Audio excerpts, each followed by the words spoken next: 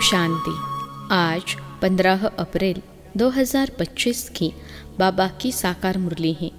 मुरली के महावाक्य हैं, मीठे बच्चे, बाप तुम रूहों से रूह रिहान करते हैं। तुम आए हो बाप के पास 21 जन्मों के लिए अपनी लाइफ इंश्योर करने। तुम्हारी लाइफ ऐसी इंश्योर होती है जो तुम अमर बन जाते हो। प्रश्न है, मनुष्य भी अपनी लाइफ इंश्योर कराते और तुम बच्चे भी, दोनों में अंतर क्या है? उत्तर है, मनुष्य अपनी लाइफ इंश्योर कराते कि मर जाए तो परिवार वालों को पैसा मिले। तुम बच्चे इंश्योर करते हो कि 21 जन्म हम मरे ही नहीं, अमर बन जाए। सतयुग में कोई इंश्योर कंपनियां होती नहीं। अभी तुम अपनी लाइफ इंश्योर कर देते हो, फिर कभी मरेंगे नहीं। यह खुशी रहनी चाहिए। गीत है, यह कौन आज आया सवेरे। ओम शांति। रूहानी बाप बेट रूहानी बच्चों से रूह रिहान करते हैं। तुम बच्चे जानते हो बाप हमको 21 जन्म तो क्या 40-50 जन्मों लिए इंश्योर कर रहे हैं। वो लोग इंश्योर करते हैं कि मर जाए तो उनके परिवार को पैसा मिले। तुम इंश्योर करते हो 21 जन्मों के लिए मरे ही नहीं, अमर बनाते हैं ना। तुम अमर थे, मूल वतन भी अमर है। वहाँ मरने जीने की बात नहीं रहती, वो है आत्माओं का निवास स्थान। अब यह रूह रिहान बाप अपने बच्चों से करते हैं और कोई से नहीं करते। जो रूह अपने को जानती है उनसे ही बात करते हैं। बाकी और कोई बाप की भाषा को समझेंगे नहीं। प्रदर्शनी में इतने आते हैं, तुम्हारी भाषा को समझते हैं क्या? कोई मुश्किल थोड़ा समझते हैं। तुमको भी समझाते समझाते कितने वर्ष हुए हैं, तो भी कितने थोड़े समझते हैं। है भी सेकंड में समझने की बात। हम आत्माएं जो पावन थी वही पतित बनी हैं, फिर हमको पावन बनना है। उसके लिए स्वीट फादर को याद करना है। उनसे स्वीट और कोई चीज़ होती नहीं। इस याद करने में ही माया के विघ्न पड़ते हैं। यह भी जानते हो बाबा हमको अमर बनाने आए हैं। पुरुषार्थ कर अमर बन, अमरपुरी का मालिक बनना है। अमर तो सब बनेंगे। सतयुग को कहा ही जाता है अमरलोक, यह है मृत्यु लोक। यह अमर कथा है। ऐसे नहीं कि सिर्फ शंकर ने पार्वती को अमर कथा सुनाई, वह तो सब है भक्ति मार्ग की बातें। तुम बच्चे सिर्फ मुझ एक से ही सुनो, माँ में कम याद करो। ज्ञान में ही दे सकता हूँ। ड्रामा प्लान अनुसार सारी दुनिया तमो प्रधान बनी है। अमरपुरी में राज्य करना, उसको ही अमर पद कहा जाता है।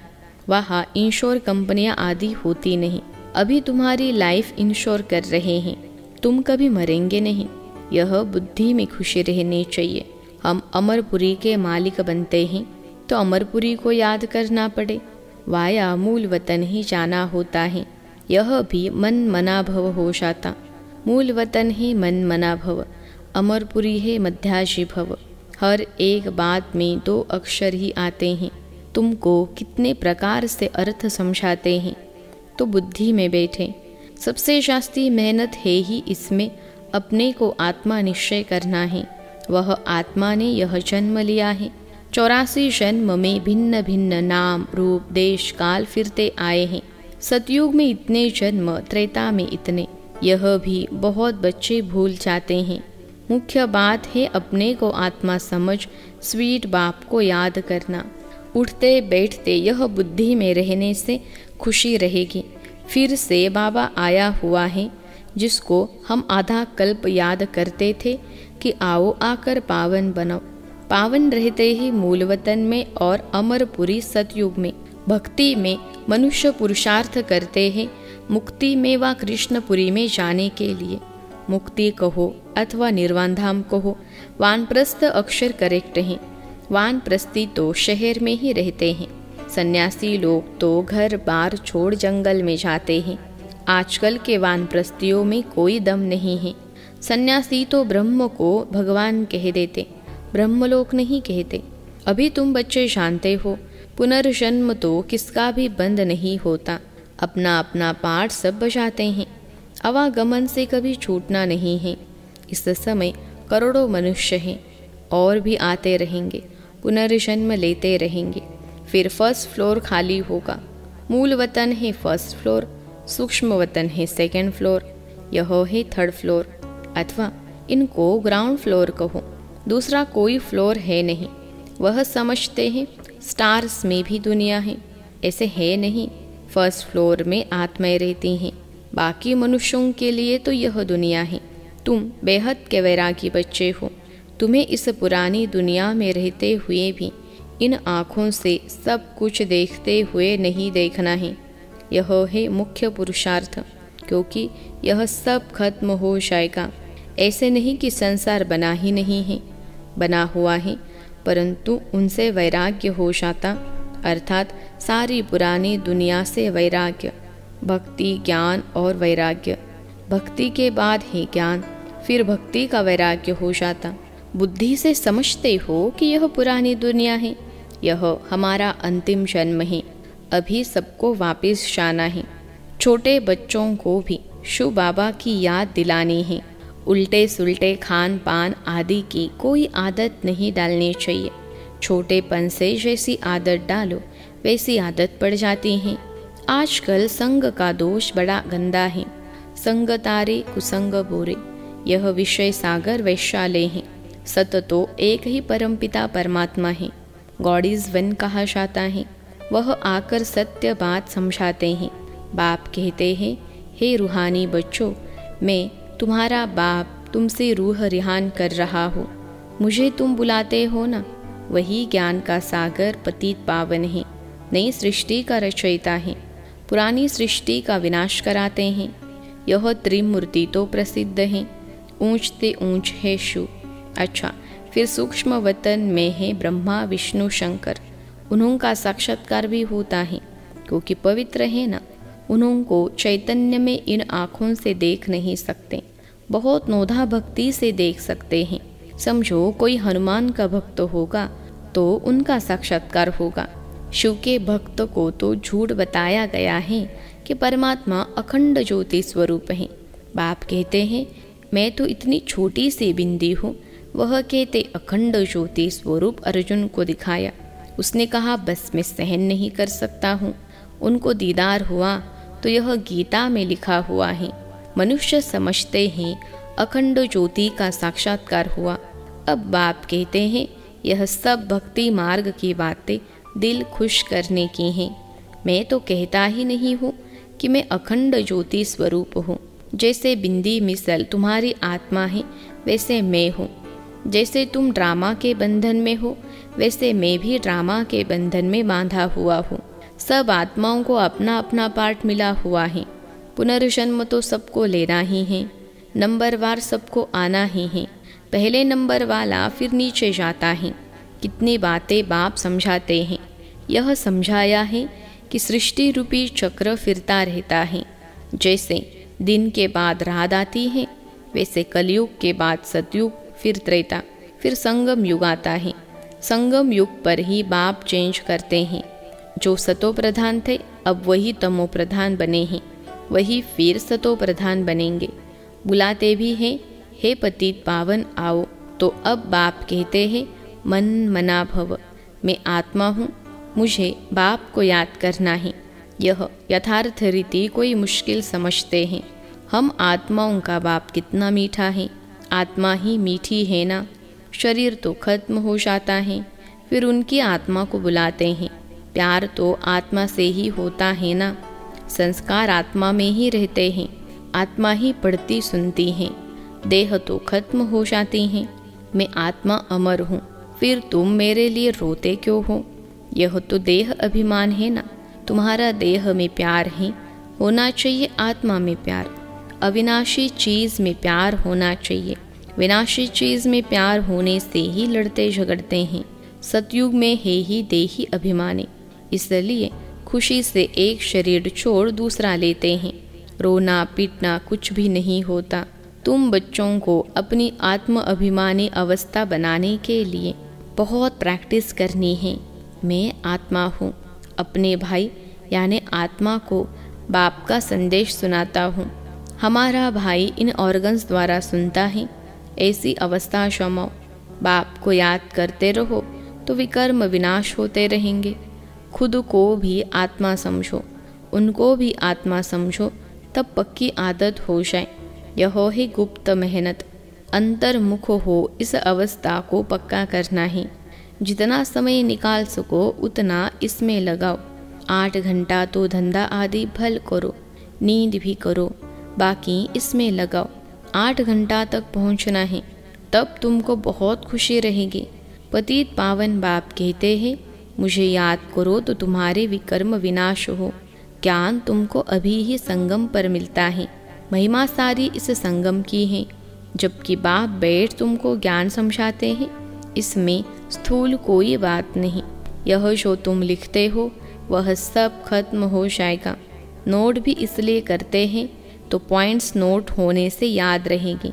कोई की बुद्धि तीखी होती है तो बुद्धि में याद रहती हैं। नंबरवार तो है ना। मुख्य बात बाप को याद करना है, सृष्टि चक्र को याद करना है, कोई विकर्म नहीं करना है। गृहस्थ व्यवहार में भी रहना है, पवित्र जरूर बनना है। कोई गंदे ख्यालात वाले बच्चे समझते हैं हमको यह फलानी बहुत अच्छी लगती हैं, इनसे हम गंधर्वी विवाह कर लें। परंतु यह गंधर्वी विवाह तो तब कराते हैं जबकि मित्र संबंधी आदि बहुत तंग करते हैं, तो उनको बचाने लिए। ऐसे थोड़े ही सब कहेंगे हम गंधर्वी विवाह करेंगे, वह कभी रह नहीं सकेंगे। पहले दिन ही जाकर गटर में पड़ेंगे। नाम रूप में दिल लग जाते हैं, यह तो बड़ी खराब बात है। गंधर्वी विवाह करना कोई मासी का घर नहीं है। 1-2 से दिल लगी तो कह देते गंधर्वी विवाह करें। इसमें संबंधियों को बड़ा खबरदार रहना चाहिए, समझना चाहिए यह बच्चे काम के नहीं। जिससे दिल लगी है उससे हटा देनी चाहिए, नहीं तो बातें करते रहेंगे। इस सभा में बड़ी खबरदारी रखनी होती है। आगे चल बड़े कायदे से सभा लगेगी। ऐसे ऐसे ख्यालात वाले को आने नहीं देंगे। जो बच्चे रूहानी सर्विस पर तत्पर रहते हैं, जो योग में रहकर सर्विस करते हैं, वही सतयुगी राजधानी स्थापन करने में मददगार बनते हैं। सर्विसेबल बच्चों को बाप का डायरेक्शन है, आराम हराम है। जो बहुत सर्विस करते हैं वह ज़रूर राजा रानी बनेंगे। जो मेहनत करते आप समान बनाते हैं उनमें ताकत भी रहती है। स्थापना तो ड्रामा अनुसार होनी ही है। अच्छी रीति सब पॉइंट्स धारण कर फिर सर्विस में लग जाना चाहिए। आराम भी हराम है, सर्विस ही सर्विस, तब ऊंच पद पाएंगे। बादल आए फिर रिफ्रेश होकर गए सर्विस पर। सर्विस तो तुम्हारी बहुत निकलेगी, किस्म किस्म के चित्र निकलेंगे जो मनुष्य झट समझ जाए। यह चित्र आदि भी इम्प्रूव होते जाएंगे। इसमें भी जो हमारे ब्राह्मण कुल के होंगे वह अच्छी रीति समझेंगे। समझाने वाले भी अच्छे हैं तो कुछ समझेंगे। जो अच्छी रीति धारणा करते हैं, बाप को याद करते हैं, उनके चेहरे से ही मालूम पड़ जाता है बाप हम तो आपसे पूरा वर्षा लेंगे, तो उनके अंदर खुशी के ढोल बजते रहेंगे। सर्विस का बहुत शौक होगा। रिफ्रेश हुए और यह भागें। सर्विस के लिए हर एक सेंटर से बहुत तैयार होने चाहिए। तुम्हारी सर्विस तो बहुत फैलती जाएगी, तुम्हारे साथ मिलते जाएंगे। आखिरी एक दिन सन्यासी भी आएंगे। अभी तो उन्हों के राजाई हैं, उन्हों के पैरों पर पड़ते हैं, पूछते हैं। बाप कहते हैं यह भूत पूजा है, मेरे तो पैर है नहीं, इसलिए पूजने भी नहीं देंगे। मैंने तो यह तन लोन लिया है, इसलिए इनको भाग्यशाली रथ कहा जाता है। इस समय तुम बच्चे बहुत सौभाग्यशाली हो, क्योंकि तुम यहाँ ईश्वरीय संतान हो। गायन भी है, आत्मा परमात्मा अलग रहे बहुकाल। तो जो बहुत काल से अलग रहे हैं वही आते हैं, उनको ही आकर पढ़ाता हूँ। श्री कृष्ण का यह अंतिम जन्म है, इसलिए नाम भी इस एक का श्याम सुंदर पड़ा है। शिव का तो किसी को पता नहीं है कि क्या चीज़ है। यह बात बाप ही आकर समझाते हैं। मैं परम आत्मा परम धाम में रहने वाला हूँ, तुम भी वहाँ के रहने वाले हो। मैं सुप्रीम पतित पावन हूँ, तुम अभी ईश्वरीय बुद्धि वाले बने हो। ईश्वर की बुद्धि में जो ज्ञान है वह तुमको सुना रहे हैं। सतयुग में भक्ति की बात नहीं होती। यह ज्ञान तुमको अभी मिल रहा है। अच्छा, मीठे मीठे सिखिलते बच्चों प्रति माता पिता बाप दादा का याद प्यार और गुड मॉर्निंग। रूहानी बाप की रूहानी बच्चों को नमस्ते। हम रूहानी बच्चों की सिखिलते रूहानी माता पिता बाप दादा को याद प्यार, गुड मॉर्निंग और नमस्ते बाबा नमस्ते। धारणा के लिए मुख्य सार, अंतर्मुखी होकर अपनी अवस्था को जमाना है, अभ्यास करना है। मैं आत्मा हूँ, अपने भाई यानी आत्मा को बाप का संदेश देता हूँ। ऐसा आत्म अभिमानी बनने की गुप्त मेहनत करनी है। दूसरी पॉइंट है, रूहानी सर्विस का शौक रखना है। आप समान बनाने की मेहनत करनी है। संग का दोष बड़ा गंदा है, उससे अपने को संभालना है। उल्टे खान पान की आदत नहीं डालनी है। आज का वरदान है, विश्व कल्याण के कार्य में सदा बिजी रहने वाले विश्व के आधार मूर्त भव। विश्व कल्याण के कार्य में सदा बिजी रहने वाले विश्व के आधार मूर्त भव। विश्लेषण है, विश्व कल्याणकारी बच्चे स्वप्न में भी फ्री नहीं रह सकते। जो दिन रात सेवा में बिजी रहते हैं, उन्हें स्वप्न में भी कई नई नई बातें, सेवा के प्लान व तरीके दिखाई देते हैं। वे सेवा में बिजी होने के कारण अपने पुरुषार्थ के व्यर्थ से और औरों के भी व्यर्थ से बचे रहते हैं। उनके सामने बेहद विश्व की आत्माएं सदा इमर्ज रहती हैं। उन्हें जरा भी अलबेलापन आ नहीं सकता। ऐसे सेवाधारी बच्चों को आधार मूर्त बनने का वरदान प्राप्त हो जाता है। आज का स्लोगन है, संगम युग का एक एक सेकेंड वर्षों के समान है, इसलिए अलबेलेपन में समय नहीं गवाओ। संगम युग का एक एक सेकेंड वर्षों के समान है, इसलिए अलबेलेपन में समय नहीं गवाओ। अव्यक्त इशारे, कंबाइंड रूप की स्मृति से सदा विजयी बनो, जिसके साथ स्वयं सर्वशक्तिमान बाप कंबाइंड हैं। सर्व शक्तियाँ स्वतः उनके साथी होंगी। जहाँ सर्व शक्तियाँ हैं वहाँ सफलता न हो, यह असंभव है। कोई अच्छा साथी लौकिक में भी मिल जाता है तो उसको छोड़ नहीं सकते। ये तो अविनाशी साथी हैं, कभी धोखा देने वाला साथी नहीं है, सदा ही साथ निभाने वाला साथी है। तो सदा साथ साथ रहो। अच्छा, ओम शांति।